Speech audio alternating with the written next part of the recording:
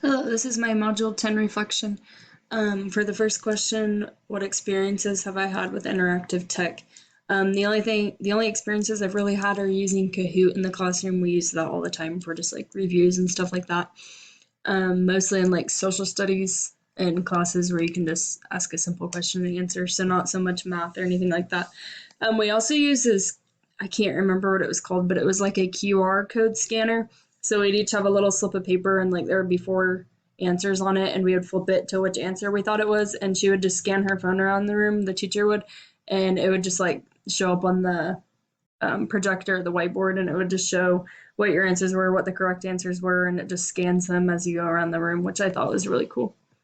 I don't really have a high preference for an interactive whiteboard. As long as I can write on it, that's all I kind of want, because then it's easy to just write notes up there and erase them real quick and save them and stuff like that. Whereas if you're writing them just on the whiteboard and you have to erase it and you don't remember what you wrote the day before and stuff like that. But I think I would probably use the clicker because it's the most efficient in my opinion. And I've never used a clicker. I've never got to use one in high school, or I never saw my teachers use one. So I think that would be really fun and interesting to learn that. For the interactive app, I think I would just choose Kahoot. I don't mind any of them because they all have the same purpose and they're all easy to find your way around and stuff like that. And I like Seesaw as well. But if I could choose one for my classroom, I would choose Kahoot just because it's what I'm used to and I really like how it works. And yes, I think it's very good to use in the classroom. I thought the article about the clickers was really interesting.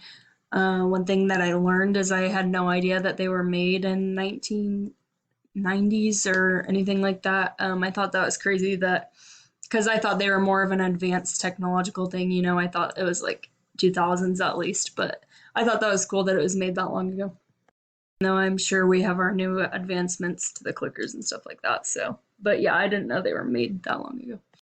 And yes, I think I would have the same results if I used it in my classroom. Probably, I think after using them a couple times, the students would get used to them and think the efficiency that the clickers bring to the classroom is beneficial to everyone, especially kids with or students with disabilities. I think they can feel like they're included because they're not having to.